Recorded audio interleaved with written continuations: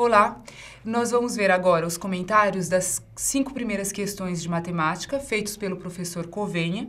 Em seguida vem os meus, das 5 últimas questões de matemática, e logo em seguida as questões de números 3, 4 e 9, que são interdisciplinares, mas que envolvem conceitos matemáticos. Bom, começando com a questão 20. A questão 20 tradicional da prova da FUVEST. Toda a prova, tese da FUVEST tem uma questão onde ele dá uma série de dados e através de algumas equaçõezinhas simples você monta um sisteminha e daí você resolve aquilo que se pede, né?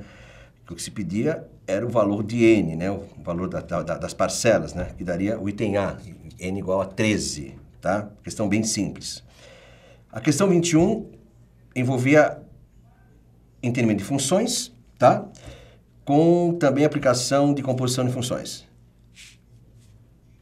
Era o f de g de x igual a g de x, você acharia primeiro o f de g de x, já que a f e a g eram dadas, e aí ele pedia os valores absolutos das raízes. Então toma cuidado com isso, ele pedia a soma dos valores absolutos das raízes, né? Isso poderia dar confusão, né? Então era pegar as raízes sem todas as duas raízes positivas, que você cairia aqui numa função do segundo grau, né? Bom, a resposta foi D, 7, não é isso? Então a questão também foi tranquila. A questão 22 eu achei uma gracinha, moçada. Sinceramente, muito bem feita. Ele dava um losango, onde nesse losango você dispunha de 2 triângulos, né? Esse losango, você teria que saber que os ângulos, uma informação interessante, conceitual do problema, é que os ângulos colaterais são suplementares, você montaria 2 triângulos, aplicação de 2 leis de cosseno, e o problema estava resolvido. Alternativa B de bola. 23, uma questãozinha bonitinha também, que envolvia o conceito de PA e o conceito de logaritmo, né, moçada? Nesse conceito de PA, ele montava uma PA em cima de, onde o A1 era o log de x na base 2, o A2 era o log de 4x na base 4 e o A3 era o log de 8x na base 8. E dizia que esses termos eram termos consecutivos de uma PA, olha que bonitinho, né? Aplicando propriedades de logaritmo e propriedades de PA, lembrando que o termo central da PA é a média aritmética dos termos equidistantes, você chegaria na resposta pedida, que seria a alternativa B, 15 meios. Tudo bem, moçada? E aí, a questão número 24. A questão 24, moçada, era uma figura também tradicional do FUVEST. Olha como essa prova tem geometria, né, moçada? Bastante geometria, né? Era a segunda questão de geometria da prova, né? Uma questão de área. Mas mas ele dava já a medida da área do quadrado, né? Você deve lembrar que era formada por 3 quadrados, né? E 3 triângulos com um triângulo equilátero no meio. Quer dizer, a única coisa que você teria que descobrir era o ângulo do triângulo que não era equilátero, dava 120 graus, né? E daí sairia toda a questão em cima disso, daria a alternativa C de casa. Bom, então, recordando, primeira questão 20, sistemas, a partir de informações de texto. A 21, aplicação de função composta e função, tranquila. 22, uma questão muito bonita envolvendo losango com lei de senos e cossenos, em cima de 2 triângulos. A 23, PA e logaritmo, nada muito complicado, aplicações sempre dos conceitos básicos, que é a característica da FUVEST, esse maravilhoso que a FUVEST fez agora, na primeira fase. E a 24, aquela questão que envolvia áreas, tá certo? Muito bem, agora vamos à questão número 25. Na questão 25, o que a gente tinha que observar é que como os ângulos x e y somados davam π sobre 2, são ângulos complementares, portanto, o seno de um é o cosseno do outro e vice-versa, e a tangente de um é o inverso da tangente do outro. Se nós utilizamos isso e fazemos a fórmula de seno de y menos x, utilizando também a relação fundamental trigonométrica, encontramos os valores de seno ao quadrado de y e cosseno ao quadrado de y, ou de x para quem preferir. Bom, aí você pode substituir tangente por seno sobre cosseno, e aí como você tem os valores de cada uma das coisas, substituindo, chega-se na alternativa correta, que é a A. Na 26, nós temos uma questão de geometria espacial e temos uma pirâmide cuja base é um hexágono regular inscrito numa circunferência que tem o raio da esfera que foi dada. Como esse hexágono está inscrito numa circunferência de raio R, o seu lado também mede R. Achar a área desse hexágono é fácil, é só fazer a área de 6 triângulos equiláteros. A altura da pirâmide, que é pedida na questão, é a distância entre os 2 planos e é justamente o raio da esfera dada. Utiliza-se a fórmula de volume de uma pirâmide e chega-se no volume da pirâmide em função do raio, que dá a alternativa E. Na 27, uma questão bonita de probabilidade, nós podemos primeiro fazer a probabilidade de B ser o sucessor de A. Em seguida, a probabilidade de C ser o sucessor de B. E subtrair, já que foi contado duas vezes ao fazermos as duas primeiras probabilidades, foi contada duas vezes a probabilidade de B ser sucessor de A e de C ser sucessor de B. Então, o que acontece? Eu somo as duas probabilidades e subtraio aquela que foi calculada duas vezes. Chega-se na alternativa C. A 28. Tem uma circunferência C, se substituirmos os pontos que foram dados como pertencentes a essa circunferência, podemos achar uma coordenada do centro em função da outra, ou o x do centro em função do y do centro, ou vice-versa.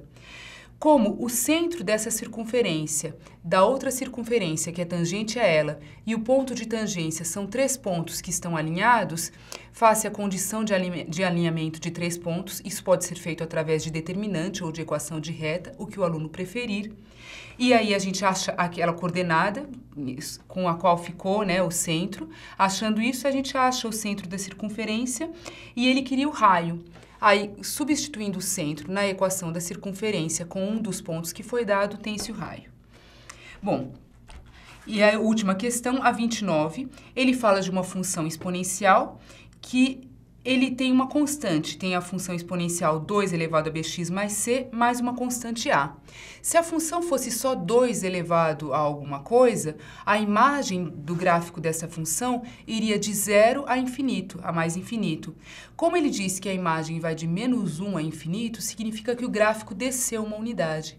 Portanto, a constante que foi somada na função, a constante a, vale menos 1. Bom, tendo a constante a, como o exercício deu os dois pontos do gráfico, substitui-se esses dois pontos na equação da função que foi dada, encontra-se o valor de B e de C, e aí está resolvido. Ele pede aqui A vezes B vezes C, chega-se à alternativa A. Muito bem, vamos para as questões interdisciplinares agora. O item 1 da questão 3, interdisciplinar, ele faz uma afirmação que diz: os gráficos relativos ao estado da Califórnia sinalizaram a vitória de Obama com mais de 70% dos votos, etc. Muito bem, para a gente saber se essa afirmação é verdadeira, teríamos que ver qual foi a porcentagem de votos que foi dada a Obama no estado da Califórnia.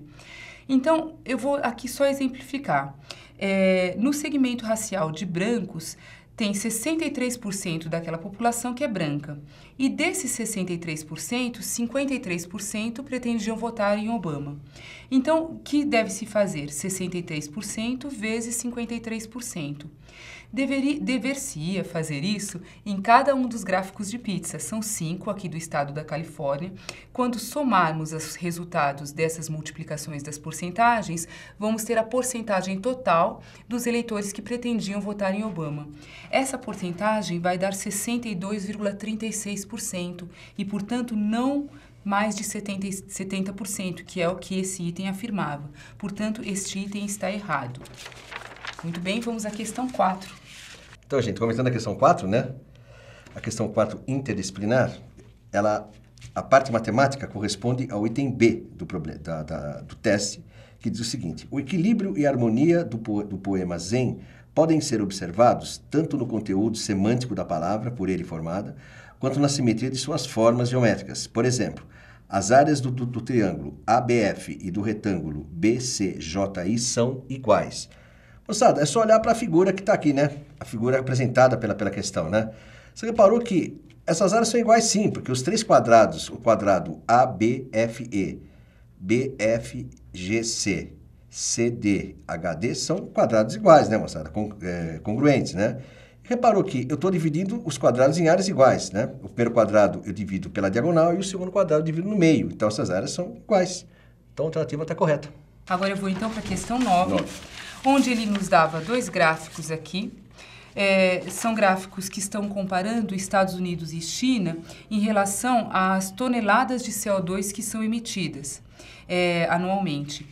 E aí, o item 3 dessa questão diz que a diferença entre as massas de gás carbônico emitidas pelos Estados Unidos e pela China no período de 1900 a 2000 em bilhões de toneladas é dada pela área da região compreendida entre as duas curvas. e duas retas verticais, passando pelos pontos correspondentes nos anos de 1900 e 2000. Então, vocês podem observar essa figura que está aí no vídeo. Temos, então, um gráfico que é desse tipo. Eu tenho duas curvas que não são regulares, estão limitadas por dois segmentos verticais, e ele está afirmando que se eu fizer a área dessa região limitada por esses dois segmentos e essas duas curvas, eu vou ter aqui a diferença entre as massas de gás carbônico emitidas por um país e pelo outro. Vocês imaginem o seguinte, se eu pego pontualmente, digamos que eu pego exatamente no x igual a 1900 aí, e faço a diferença do y relativo aos Estados Unidos e do y relativo à China, eu vou ter aí a medida de um segmento. Muito bem, vamos dizer que não fosse um segmento, que eu fizesse um pequeno retângulo, conforme vocês veem na figura. Eu preencho essa região com pequenos retângulos com bases muito pequenas. Se eu somasse as áreas de todos esses retângulos, eu teria uma área aproximada dessa região. Agora, o que eu fiz? Quando eu fiz a diferença, o que eu estou fazendo é pegar um retângulo cuja base tende a zero. Eu vou pegar, então, retângulos cuja base é infinitesimalmente pequena. Eu somo a área de todos esses retângulozinhos, eu tenho, então, a área da figura. Mas o que é essa área da figura? É uma soma entre diferenças de valores de y. Exatamente a diferença entre o valor do volume de CO2 emitido pelos Estados Unidos e pela China. Então, esta alternativa, este item 3, está correto na questão número 9. Minha gente, boa sorte. Espero que todos tenham ido bem.